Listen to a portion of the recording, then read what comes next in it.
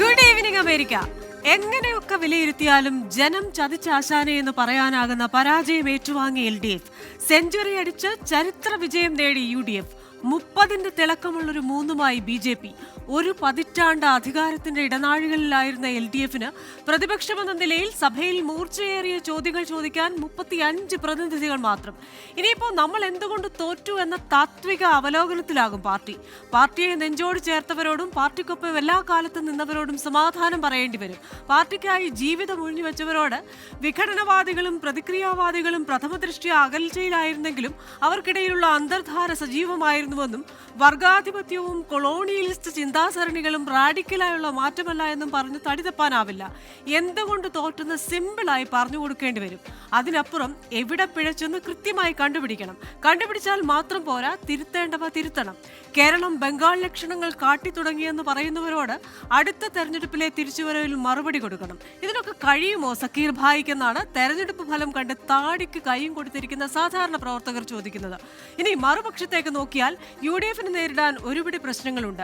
ഒന്നാമത് തന്നെ കല്ലുകടിയില്ലാതെ മുഖ്യമന്ത്രി ആരെന്ന് തീരുമാനിക്കണം.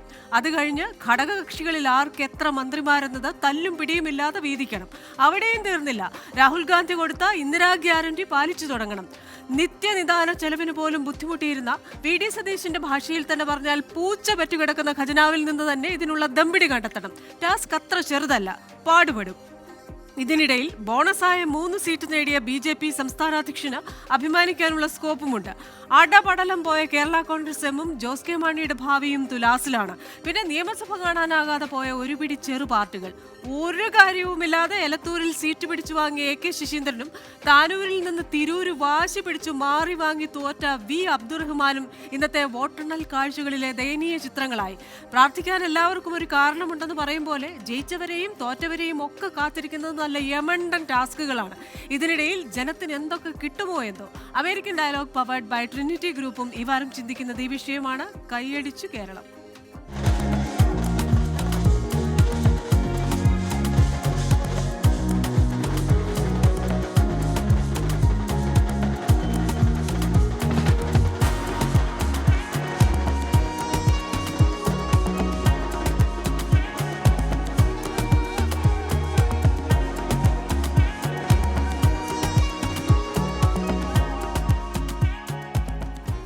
ഇന്നത്തെ എന്റെ അതിഥികൾ ഇടതുപക്ഷാനുഭാവിയും IT പ്രൊഫഷണലുമായ ഫെബി ഫെലിക്സ് മാത്യു, അമേരിക്കയിലെ Indian overseas Congress national general secretary Joseph Idukkula, രാഷ്ട്രീയ നിരീക്ഷകനും IT പ്രൊഫഷണലുമായ വിശാഖ് ചെറിയാൻ, വാഷിംഗ്ടൺ DC-യിൽ നിന്നുള്ള IT പ്രൊഫഷണലായ രതീഷ് നായർ എന്നിവരാണ്. എല്ലാ അതിഥികൾക്കും എല്ലാ പ്രേക്ഷകർക്കും American dialogue powered by Trinity ഗ്രൂപ്പിലേക്ക് സ്വാഗതം.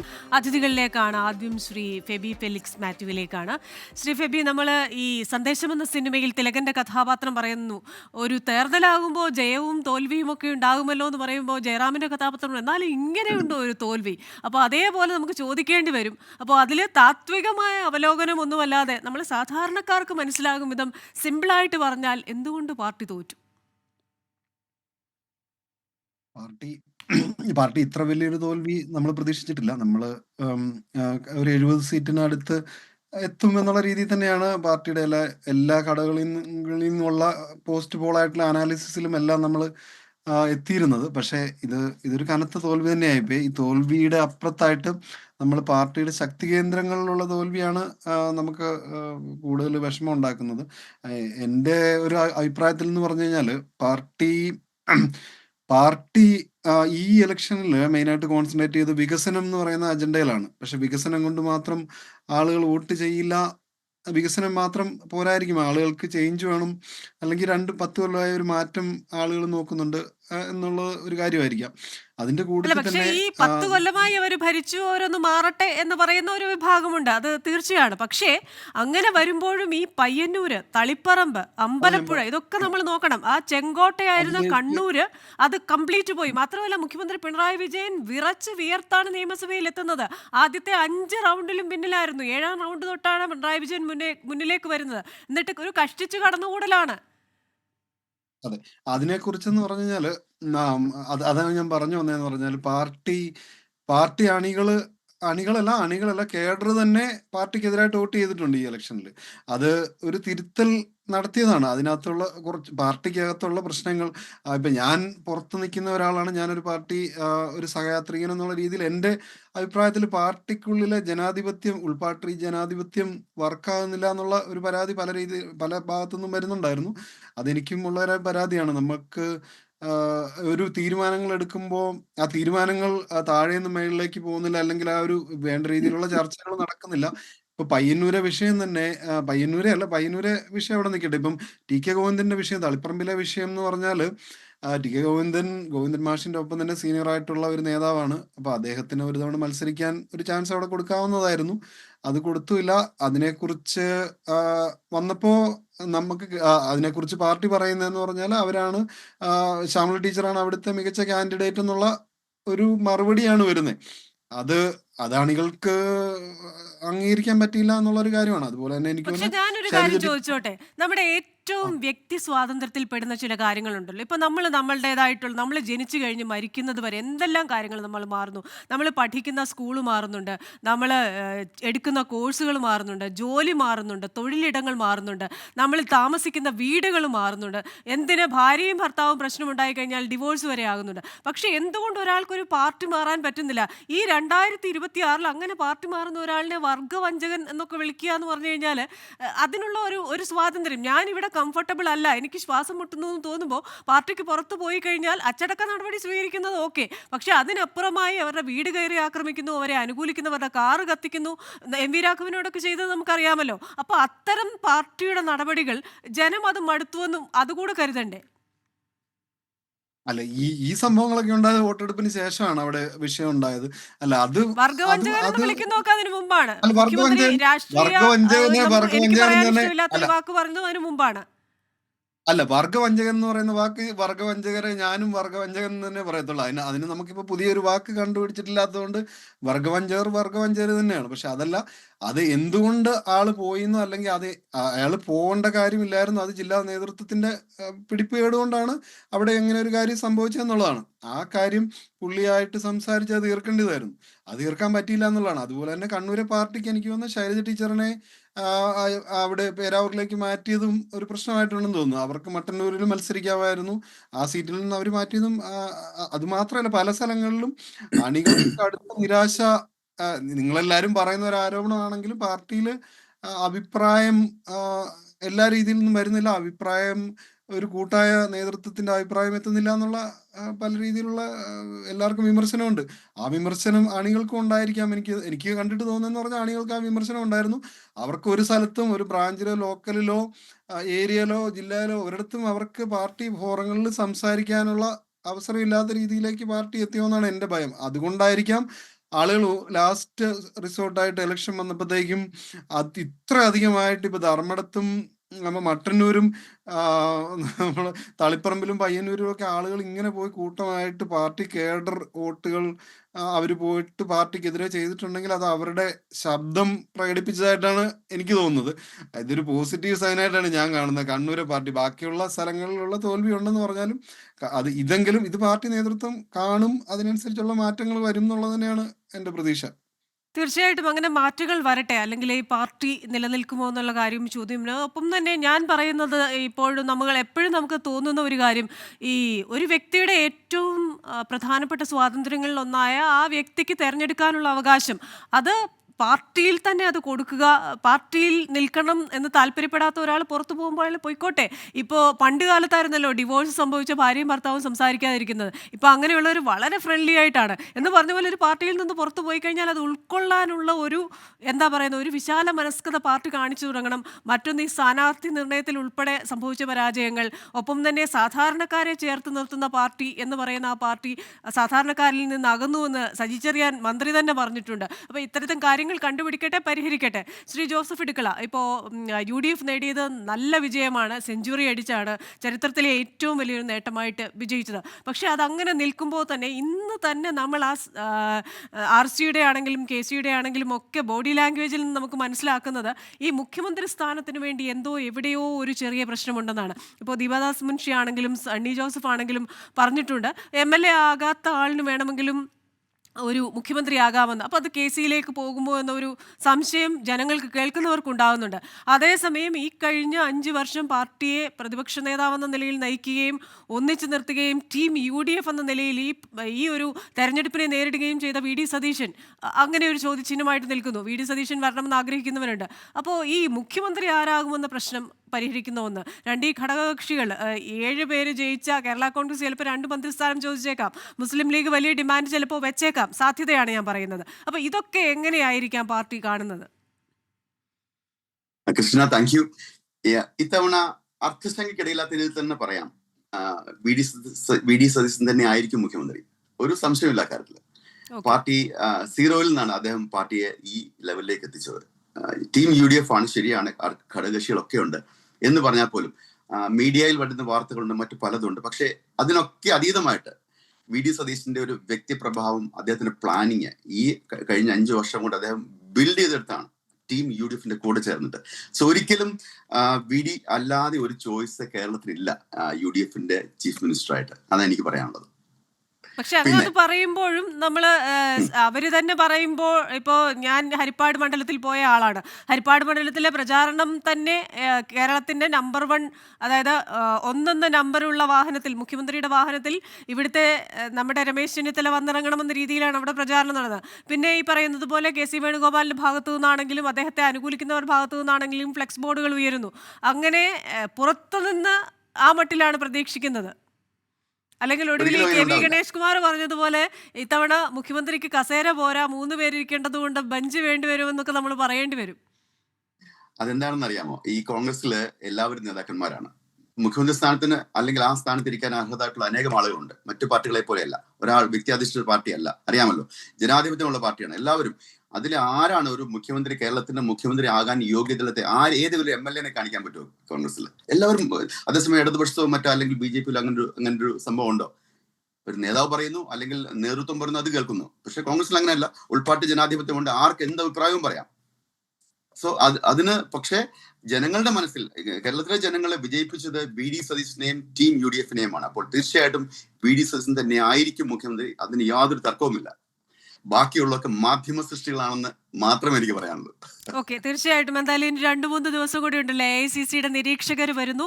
ആ AICCയുടെ നിരീക്ഷകർ വരുമ്പോൾ എന്തൊക്കെ കാര്യങ്ങളായിരിക്കാം ചർച്ചയാവുക, ആരൊക്കെ അവകാശവാദം ഉന്നയിക്കും, ഇതൊക്കെ നമുക്ക് എന്തായാലും നോക്കിക്കാണാം. എന്തായാലും വി.ഡി. സതീശൻ വന്നു കഴിഞ്ഞു കഴിഞ്ഞാൽ എല്ലാവർക്കും സന്തോഷമാണ്. കാരണം പാർട്ടിയെ ഇങ്ങനെ നയിച്ച ഒരു വ്യക്തി മാത്രമല്ല, കഴിഞ്ഞ 5 വർഷം അദ്ദേഹം ചെയ്ത ഗൃഹപാഠം, പല മേഖലകളിലുള്ളവരുമായി അദ്ദേഹം സംസാരിച്ചത്, പല മേഖലകളിൽ നിന്ന് അഭിപ്രായ സമന്വയം നേടിയത്, എങ്ങനെയാണ് ഒരു പ്ലാൻ B ഖജനാവിലേക്ക് പണം കൊണ്ടുവരുന്നത്, ഈ കാര്യങ്ങളൊക്കെ കൃത്യമായി പഠിച്ച ഒരു വ്യക്തി കൂടിയാണ് വി.ഡി. സതീശൻ. അതുകൊണ്ട് വി.ഡി. സതീശൻ വരും എന്ന് പറയുന്നതിൽ നമ്മൾക്കും കേൾക്കുമ്പോൾ സന്തോഷമുണ്ട്.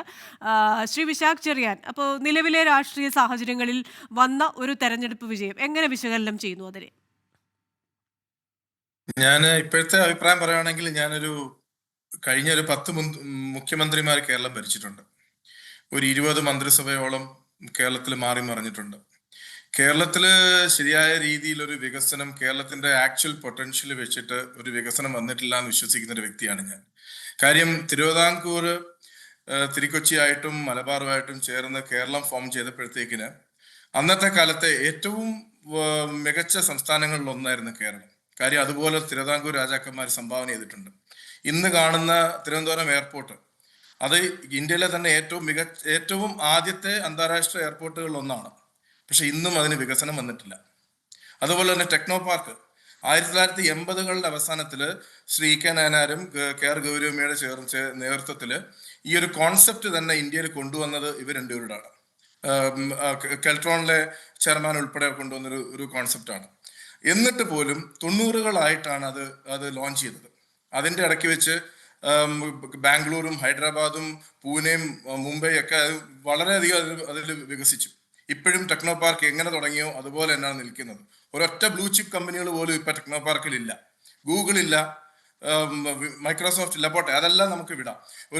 ഒരു ഡിലോയിറ്റ് പോലെയുള്ള വളരെ മികച്ച കമ്പനികളൊന്നും ഇന്നും ടെക്നോ പാർക്കിലില്ല. എന്തുകൊണ്ടാണ് അത് കൊണ്ടുവരാൻ സാധിക്കാത്തതെന്നുള്ളത് അത് മുൻപ് ഭരിച്ചിട്ടുള്ള മുഖ്യമന്ത്രിമാർക്കോ അല്ലെങ്കിൽ ആ മന്ത്രിസഭയ്ക്കോ പറയാൻ കഴിയും. അതുപോലെ തന്നെ 1995കളുടെ സമയത്താണ് MV രാഘവന്റെ നേതൃത്വത്തിൽ വിഴിഞ്ഞം പദ്ധതി ഒരു സാധ്യതയുണ്ടെന്ന് പറഞ്ഞ് അന്ന് ഇത് മുൻപോട്ട് കൊണ്ടുവച്ചപ്പോഴ് അത് വന്നത് തന്നെ രണ്ടാമത് ഉമ്മൻചാണ്ടി മന്ത്രിസഭ വന്നതിന് ശേഷം വന്ന് അദ്ദേഹത്തിന്റെ ജീവിതം വരെ അതിനുവേണ്ടി ഹനിച്ചിട്ടാണ് വിഴിഞ്ഞം എന്നുള്ളൊരു പദ്ധതി വരെ വന്നത്. എന്നിട്ട് എത്ര വർഷം കഴിഞ്ഞിട്ടാണ് അത് ഇവിടെ പ്രാവർത്തികമാക്കിയത്?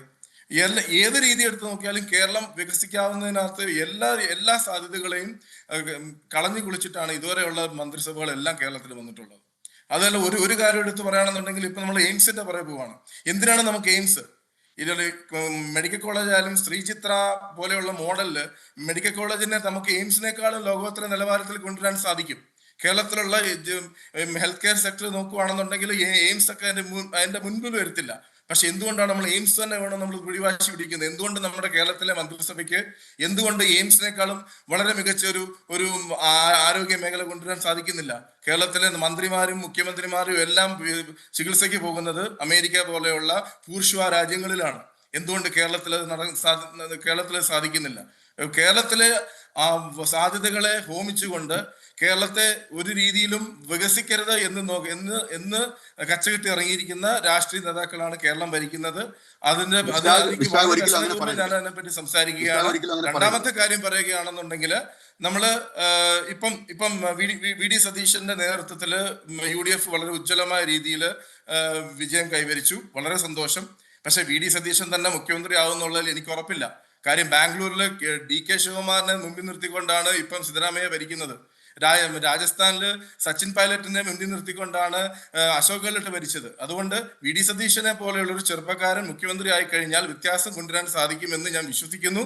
പക്ഷെ അദ്ദേഹം മുഖ്യമന്ത്രി ആവുമെന്നുള്ളതിൽ ഈ ഇരിക്കുന്ന ഇടുക്കളയ്ക്കോ എനിക്കോ ക്രിസ്ത്യനയ്ക്കോ 24-നോ ഉറപ്പില്ല. അതാണ് വ്യത്യാസം. നമുക്ക് പറയാൻ എനിക്ക് ഉറപ്പില്ല. അതുകൊണ്ടാണ് ഞാൻ ചോദിച്ചത്. ഞാൻ 2 പ്രാവശ്യം എടുത്ത് ചോദിച്ചത് അതുകൊണ്ടാണ്. ക്രിസ്ത്യന അതിനൊരു സംശയം ഉണ്ടാവില്ല. രണ്ടാമത്തെ കാര്യം തന്നെ ആയിരിക്കും മുഖ്യമന്ത്രി. ഞാൻ ഒരു കാര്യം പറഞ്ഞോട്ടെ. രണ്ടാമത്തെ കാര്യം എന്ന് പറഞ്ഞാൽ ഇപ്രാവശ്യം നടന്ന തെരഞ്ഞെടുപ്പ് എന്ന് പറയുന്നത് കേരളത്തിന്റെ ജനങ്ങളെ എന്താണെന്ന് തിരിച്ചറിയിക്കുന്ന ഒരു തെരഞ്ഞെടുപ്പാണ് നടന്നത്. കാര്യം ഇടതുപക്ഷത്തിന് ഒരു ഭയങ്കര അഹങ്കാരം ഉണ്ടായിരുന്നു. ഞങ്ങളുടെ കോട്ട പൊളിക്കാൻ സാധിക്കുകയില്ല. കണ്ണൂർ എന്തുകൊണ്ടാണ് എപ്പോഴും ഫിക്സഡ് ഡിപ്പോസിറ്റ് ആയിട്ടുള്ള അക്കൗണ്ട് ഉണ്ട് എന്നൊരു ധാരണ ഉണ്ടായിരുന്നു. 13 മന്ത്രിമാരാണ് തോറ്റിരിക്കുന്നത്. ഈ കഴിഞ്ഞ പ്രാവശ്യം പിണറായി മന്ത്രിസഭ വന്ന സമയത്ത് എനിക്ക് വളരെയധികം സന്തോഷം തോന്നിയത്, അദ്ദേഹത്തോട് ബഹുമാനം തോന്നിയത് എന്താണെന്ന് അറിയാമോ? കോൺഗ്രസിന്റെ ആ ഒരു ശൈലിയിലല്ല രണ്ടാമത്തെ മന്ത്രിസഭ വന്നത്. എല്ലാം പുതുമുഖങ്ങളായിരുന്നു.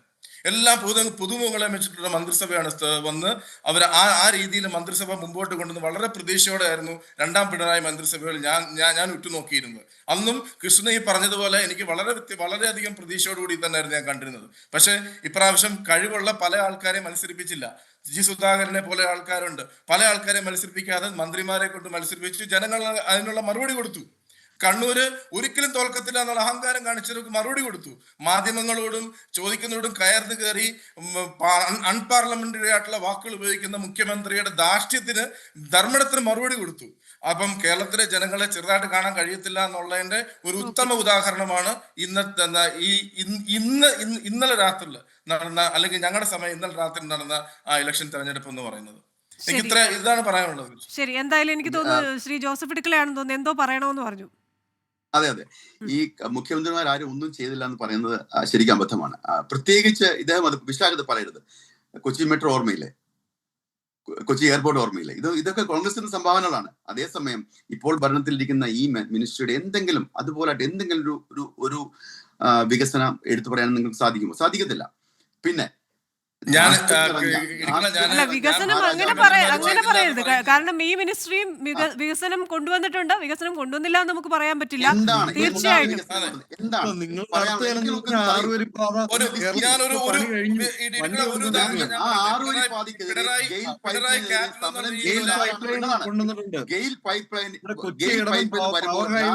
ഇപ്പോഴത്തെ മന്ത്രിയായിരുന്ന രാജീവ് ഇത് ബോംബാണെന്ന് പറഞ്ഞ അവിടെ ഒന്ന് സമരം ചെയ്ത വ്യക്തിയാണ്.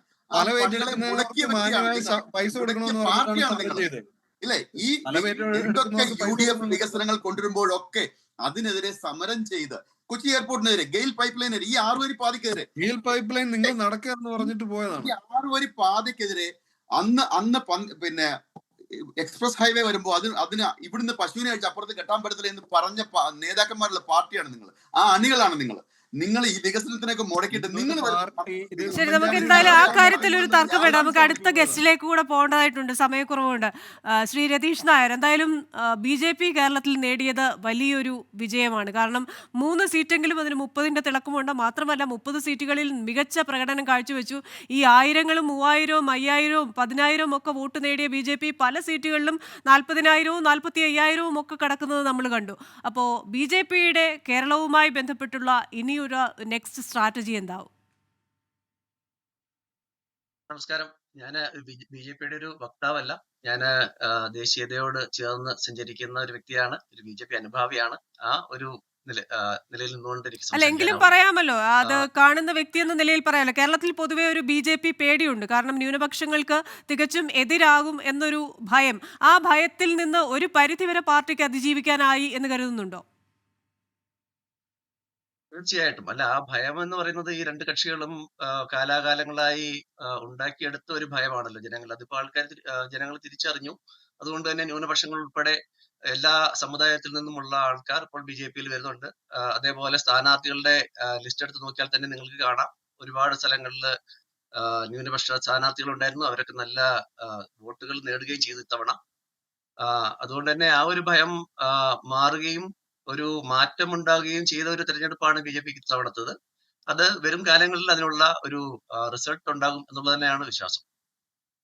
ശരി, താങ്ക് യു.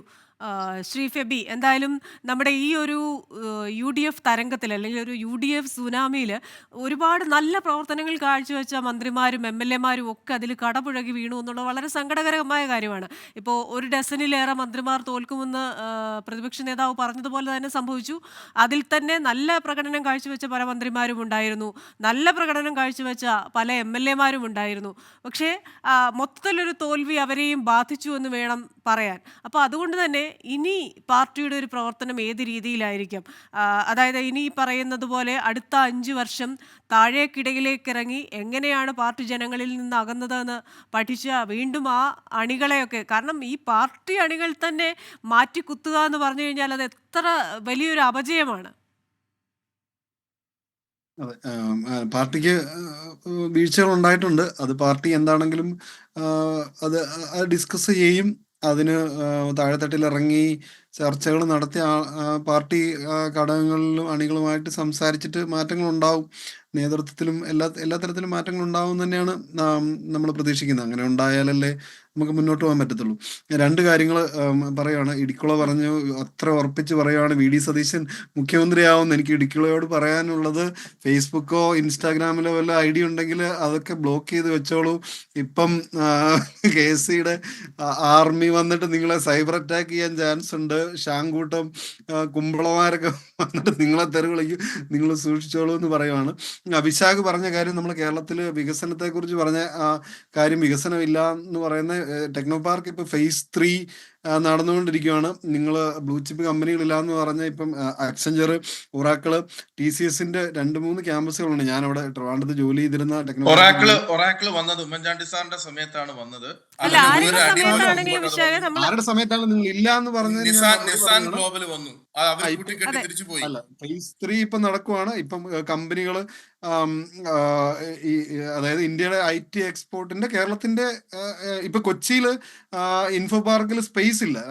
കാരണം അത്രയധികം അവിടെ കമ്പനികൾ നടക്കുന്നുണ്ട്. അപ്പൊ ഞാനത് ഒരു കാര്യം ഇതും കൂടെ പറഞ്ഞിട്ട് അതുപോലെ നിങ്ങൾ എയർപോർട്ടിന്റെ കാര്യം പറഞ്ഞ, ഇപ്പൊ ട്രിവാൻഡ്രം എയർപോർട്ട് BJP അദാനിക്ക് വിറ്റ് കിട്ടും. അതിപ്പോ നമ്മുടെ എയർപോർട്ട് അല്ല, അത് അദാനി ഗതികേട് കൊണ്ട് വിറ്റു. കാര്യം ഒരു വികസനം നടക്കാത്തത് കൊണ്ടാണ് ഞാൻ ഉൾപ്പെടെ ഉള്ളവർ സപ്പോർട്ട് ചെയ്തു പ്രൈവറ്റൈസ് ചെയ്യാൻ വേണ്ടിയിട്ട്. കാര്യം അങ്ങനെങ്കിലും വികസിക്കട്ടെ എന്ന് വിചാരിച്ചിട്ടാണ് കൊടുത്തത്. അല്ലാതെ നമുക്ക് ആഗ്രഹം ഉണ്ടായിട്ടില്ല. അല്ല, ഒരു കാര്യം കൂടെ പറയട്ടെ, BJPക്കല്ല കൊടുത്തത്, അദാനിക്കാണ് കൊടുത്തത്. അല്ല, ഒരു വികസനങ്ങളും ഉണ്ടായിട്ടില്ല എന്ന് പറഞ്ഞതുകൊണ്ട് 5,25,000 വീട് വെച്ചിട്ടുണ്ട് കഴിഞ്ഞ 5 കൊല്ലം കൊണ്ട് LDF ഇവിടെ ലൈഫ് മിഷൻ കൊണ്ട്. ഈ പറഞ്ഞ കൊച്ചി എടമൻ പവർ ഹൈവേ UDF ചെയ്യാൻ പറ്റാതെ പോയ പവർ ഹൈവേ ഇവിടെ പൂർത്തിയാക്കിയത് LDF ആണ്. അതുകൊണ്ടാണ് നമുക്ക് കൂടംകുളം ആണവ നിലയത്തിൽ നിന്ന് കേരളത്തിന് ഫ്രീ ആയിട്ട് കിട്ടാനുള്ള വൈദ്യുതി കേരളത്തിൽ കൊണ്ടുവരാൻ പറ്റിയത്. അതുപോലെ പറഞ്ഞു കഴിഞ്ഞു, 6 പാത കംപ്ലീറ്റ് ചെയ്തത് 5,000 കോടി രൂപ നമ്മൾ 6 പാത കംപ്ലീറ്റ് ആക്കിയത്. കമോൺ വീടിന്റെ കാര്യം പറയുന്നത് ശരി, സമയക്കുറവുണ്ട്. നമുക്ക് വികസനത്തെ കുറിച്ച് പറയാം. വിശാഖായി പറഞ്ഞ പോലെ കിഫ്ബി വഴിയൊക്കെ നമ്മുടെ പൊതുവിദ്യാഭ്യാസ സ്ഥാപനങ്ങൾ ഇപ്പോ നമ്മള് പഠിച്ച സ്കൂളുകളൊന്നും അല്ല ഇപ്പോൾ നമ്മുടെ സ്കൂളുകളൊക്കെ മെച്ചപ്പെട്ടിട്ടുണ്ട്. അതുപോലെ തന്നെ പല മേഖലകളിലും വികസനം കൊണ്ടുവരാൻ കഴിഞ്ഞിട്ടുണ്ട്. അതല്ല പക്ഷേ നമ്മുടെ ചർച്ച. ഞാൻ ശ്രീ ജോസഫ് ഇടുക്കളയിലേക്ക് സംഭവിക്കേണ്ട വികസനങ്ങൾ നടക്കുന്നുണ്ട്. ഞാൻ പറഞ്ഞതല്ല വിശാഖ് ഉദ്ദേശിക്കുന്നത് ഞാൻ പറയുന്നത്. പക്ഷെ വിശാഖ് ഉദ്ദേശിക്കുന്നത് എനിക്ക് മനസ്സിലാവുന്നുണ്ട്. പക്ഷേ കേരളത്തെ സംബന്ധിച്ചിടത്തോളം വലിയൊരു പരിമിതിയുള്ളത് സ്ഥലപരിമിതിയാണ്. ഇപ്പൊ വലിയ കമ്പനികൾ, ഇപ്പൊ വാഹന കമ്പനികളൊക്കെ ആണെങ്കിൽ നമ്മൾ പറയാം ആ കമ്പനി തമിഴ്നാട്ടിൽ പോയി, മറ്റേ കമ്പനി പശ്ചിമ ബംഗാളിൽ പോയി, മഹാരാഷ്ട്രയിൽ പോയി എന്ന് പറയുമ്പോൾ കേരളത്തിൽ ഇത്രയും വലിയ കമ്പനികൾക്ക് അവരെ സ്ഥാപിച്ച് പ്രവർത്തനം നടത്താൻ വേണ്ട സ്ഥലം നമുക്കില്ല. അത് നമ്മുടെ ഒരു പരിമിതിയാണ്. ശ്രീ ജോസഫ് ഇടുക്കള, ഞാനൊരു ചോദ്യം ചോദിക്കട്ടെ. നമ്മുടെ രാഹുൽ ഗാന്ധി പറഞ്ഞ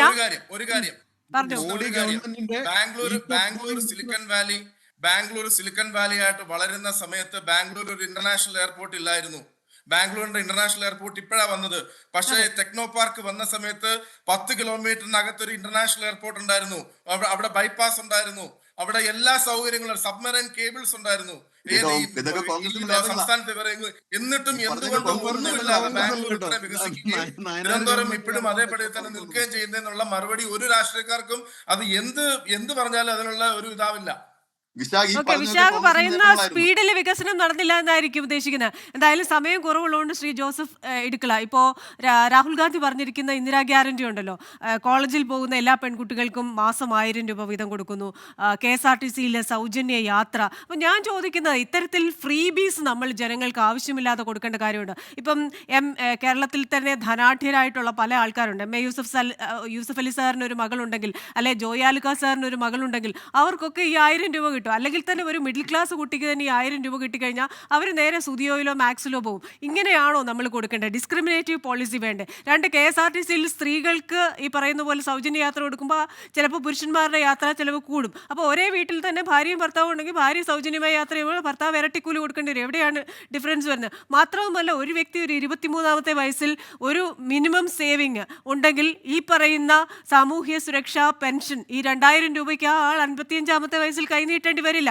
അപ്പോൾ ഓരോ വ്യക്തിയെയും സെൽഫ് റിലയന്റ് ആക്കുക, സാമ്പത്തികമായ എങ്ങനെ സേവ് ചെയ്യാം, എങ്ങനെ ഇൻകം ഉപയോഗിക്കാം, ഈ മട്ടിലേക്ക് ആൾക്കാരെ കൊണ്ടുവരുന്നതിന് പകരം നമ്മളിങ്ങനെ ഈ ഫ്രീ ബീസ് കൊടുക്കുന്നതിന്റെ ഉദ്ദേശം എന്താണ്? ഇതിന് ഈ പറഞ്ഞ ഗ്യാരണ്ടികളിലൊക്കെ തീർച്ചയായിട്ടും അതിന് ടേംസ് ആൻഡ് കണ്ടീഷൻസ് തീർച്ചയായിട്ടും ഉണ്ടാവും. അല്ലാതെ വരുന്നവർക്കെല്ലാം ആ ഒരു രീതി ഉണ്ടാകുമല്ലോ. തീർച്ചയായിട്ടും സാമ്പത്തിക പരിധികൾ കാണാം, ഒരുപക്ഷെ മറ്റു പലത് കാണാം. പക്ഷെ ഇതൊക്കെ നടപ്പിലാക്കും, അതിന് യാതൊരു സംശയം ഉണ്ടാവുകയില്ല. കാരണം ഈ കെടുകാര്യസ്ഥ കൊണ്ട് മാത്രമാണ് KSRTC ഇന്നും നഷ്ടത്തിലോടുന്നത്, ഇല്ലേ? അവിടെ ഇപ്പോ KSRTCയിൽ യാത്ര ചെയ്യുന്ന ഒരു പറ്റം ആൾക്കാരുണ്ട്. എല്ലാവരും KSRTCയിൽ യാത്ര ചെയ്യാൻ പോവുകയില്ല, ഇല്ലേ? നിങ്ങൾക്കറിയാമല്ലോ, എല്ലാവർക്കും സ്വന്തമായിട്ട് ഒരു 60% ആൾക്ക് സ്വന്തമായിട്ട് വാഹനമുള്ള നാടാണ്. അപ്പോൾ KSRTCയിൽ യാത്ര ചെയ്യുന്നവർ അതിലൊരു 20-30% ആൾക്കാരെ KSRTCയിൽ യാത്ര ചെയ്യുന്നുള്ളൂ. അതിൽ സ്ത്രീകൾക്ക് ഫ്രീ കൊടുത്താൽ അവരുടെ കൂടെ പുരുഷന്മാർ കാണും, കുട്ടികൾ കാണും. ഇത് പല രീതിയിലേക്ക് അത് പോകും. പക്ഷേ ഇലക്ഷനിൽ അതൊരു സ്ട്രാറ്റജി ആയിട്ട് ഉപയോഗിച്ചു എന്നുള്ള വാസ്തവമാണ്. പക്ഷെ ഇതൊക്കെ നടപ്പിലാക്കും. അതുപോലെ തന്നെ പെൺകുട്ടികൾക്ക് 1000 രൂപ കൊടുക്കും എന്ന് പറയുന്നത് എല്ലാ യൂസഫലിയുടെ മകൾക്ക് കൊടുക്കും എന്നല്ല അതിനർത്ഥം. അല്ല, എല്ലാ പെൺകുട്ടികൾക്കും പറഞ്ഞേക്കുന്ന മാനിഫെസ്റ്റോയിൽ പറഞ്ഞേക്കുന്ന എല്ലാ പെൺകുട്ടികൾക്കും ഞാനത് എടുത്ത് ചോദിച്ചിരുന്നു. തീർച്ചയായിട്ടും എനിക്ക് മനസ്സിലാവും. പക്ഷെ എല്ലാറ്റിനും ഉണ്ടാവും.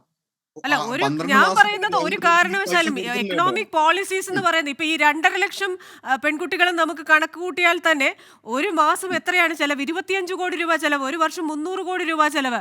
മാത്രമല്ല അതിൽ ആവശ്യമുള്ളവരെന്ന് പറയുന്ന വല്ല 10,000-20,000 പേരെ കാണത്തുള്ളൂ. അപ്പോൾ നമ്മൾ ഈ ആവശ്യമുള്ളവരിലേക്ക് ഇത് ചുരുക്കുകയും ബാക്കിയുള്ളവരെ അതിന്റെ പരിധിയിൽ നിന്ന് വിടുകയും ചെയ്ത് ഓരോരുത്തരും സ്വന്തം കാലിൽ നിൽക്കാൻ പ്രേരിപ്പിക്കുന്ന ഒരു സർക്കാർ. എനിക്ക് തോന്നുന്നു VD സതീശനെ പോലെയുള്ള നേതാക്കന്മാർക്കൊക്കെ അത്തരത്തിലൊരു വിഷൻ കൊണ്ടുവരുന്നതിന് വലിയ പ്രയാസമൊന്നും ഉണ്ടാവില്ല. അത്തരത്തിലൊരു കേരളമാണ് നമ്മൾ സ്വപ്നം കാണുന്നത്. സാമ്പത്തിക സാക്ഷരത മാത്രം പോരാ, ഓരോ കുടുംബവും ഓരോ വ്യക്തിയും കിട്ടുന്ന വരുമാനത്തിൽ നിന്ന് സ്വയം പര്യാപ്തമാകുന്ന, സർക്കാരിന് അധിക ബാധ്യത ആകാത്ത ഒരു കേരളത്തിലേക്ക് നയിക്കാൻ പുതിയ സർക്കാരിന് കഴിയും എന്ന പ്രതീക്ഷയോടുകൂടി നമ്മൾ ഈ ചർച്ചയോട് വൈൻഡപ്പ് ചെയ്യുകയാണ്. സമയപരിമിതി കൊണ്ടാണ്.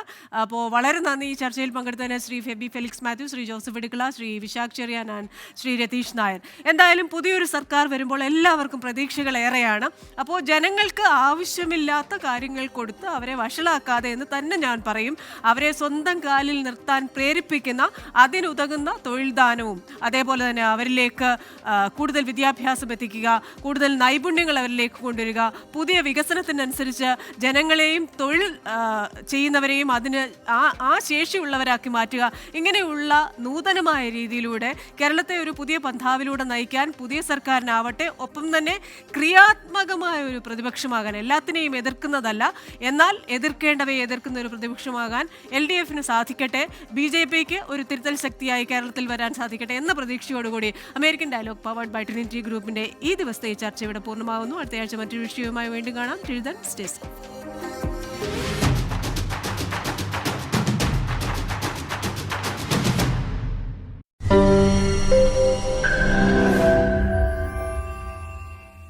ലോകത്തെവിടെയായാലും ഏത് സമയത്തും 24 വാർത്തകളും ഓഗ്മെന്റഡ് റിയാലിറ്റി പാക്കേജുകളും എക്സ്പ്ലെയിനറുകളും കാണാൻ ഞങ്ങളുടെ യൂട്യൂബ് ചാനൽ നിങ്ങൾക്ക് സബ്സ്ക്രൈബ് ചെയ്യാം.